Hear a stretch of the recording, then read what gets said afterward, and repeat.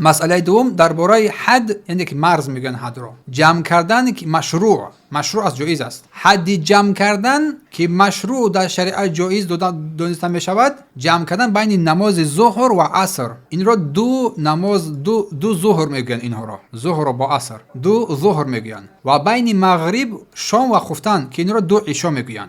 و این برای مسافر و کسی که حکم مسافر را دارد جایز است جمع کردن نمازها. همچنین در حالت مقیم بودن جایز است وقتی که سببها مشقت وجود پیش می آید، مانند باران یا مشقت های دیگری که بیان کردیم در بالا. پس در اصطلاح فقهی این نماز پیشین با عصر جمع کردن دو ظهر میگویند، یا که خفتن را با شام دو عشا میگویند.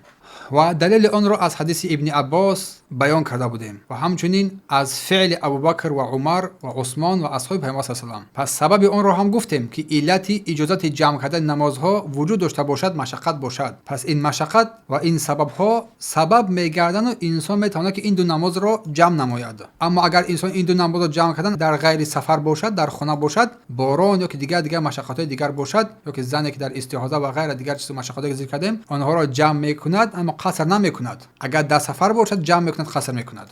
امیدوارم که مسئله را درست و دقیق فهمیدید. بارک الله فیکم. در اینجا نماز مسافر هم به اتمام میرسد و در آخر دعا میکنیم که پروردگار بر ما، بر همه ما علم نفع آور، منفعت بخش و رزق حلال و عمل مقبول عطا فرما و ما را به راه راست، به راه نیکو راهنمایی کن. پروردگار دین ما را که اساس کارهای ماست اصلاح نما، دنیای ما را که اساس زندگی ماست اصلاح نما و آخرت ما را که بازگشت ما به سوی آن است اصلاح نما و زندگی ما را برای ما یک زندگی نیکو، آسایش، آرامش و خیر نیکویی قرار بده و مرگ رو برای ما پروردگار را رهایی از هر گونه بدی ها قرار بده. پروردگار ما را به راه راست، به راه نیکو راهنمایی نما.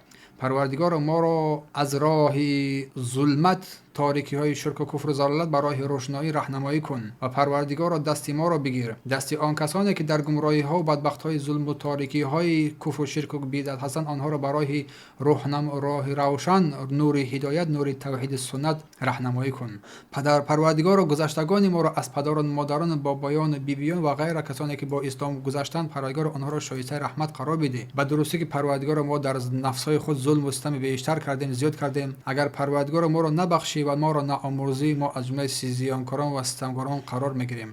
پروردگار تو پاک و منزه هستی و حمد و ستایش تو را میگوییم، به درستی که تو شایسته حمد و ستایش هستی و گواهی میدهیم که هیچ معبود بجز تو نیست و تو شایسته عبادت هستی، نه کسی دیگری. پروردگار به سوی تو توبه و آموزش مغفرت مینماییم. یا الله ما را شامل رحمت خود قرار بده و درود و سلام به پیامبر رسول الله صلی الله علیه و سلم و اصحاب و یارانش باد. سبحانك اللهم بحمدك اشهد ان لا اله الا انت استغفرك و اتوب الیه.